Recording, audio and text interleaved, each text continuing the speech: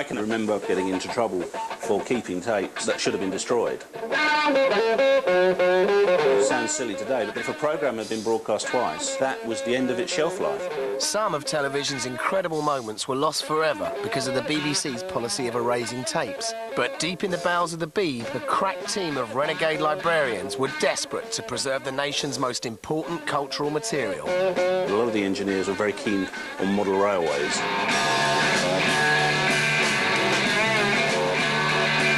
I was working late one evening and one of the engineers came to me and said, look, I've got a number of old tapes. Before I bin them, do you want to have a quick look through them? And I went through this tape and there was hours of railway footage and really nothing of great interest to myself.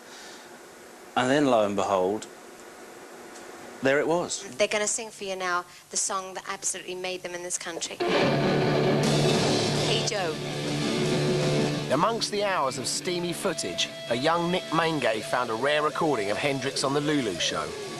This live prime-time programme, transmitting just before the 6 o'clock news, had booked Jimmy to play them out with his classic Hey Joe. But the great man had other ideas. I was at home and I knew he was on the LuLu show, so I was watching it. That day, British supergroup Cream had announced their split. But little did the programme controllers realise the national news would be delayed, thanks to Jimmy throwing away the script and doing something unheard of. You've got to remember that that just didn't happen on the BBC in those days. You just didn't have an artist stopping in mid-sentence in a live programme and saying, oh, I'm going to stop playing this rubbish, and here's a dedication to the Cream. We'd like to stop playing this rubbish and dedicate a song to the Cream. I was very moved by it. He did love the band, you know, he wasn't a competitive sort of a guy.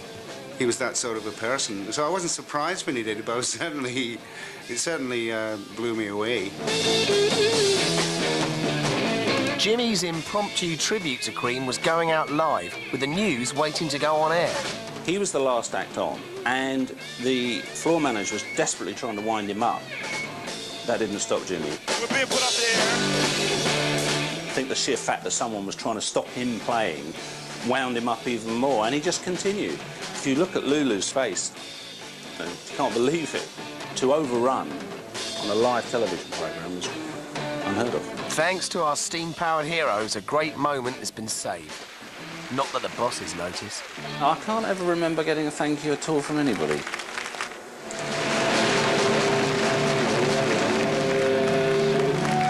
Nick, on behalf of the nation, we thank you. It's really nice. Great.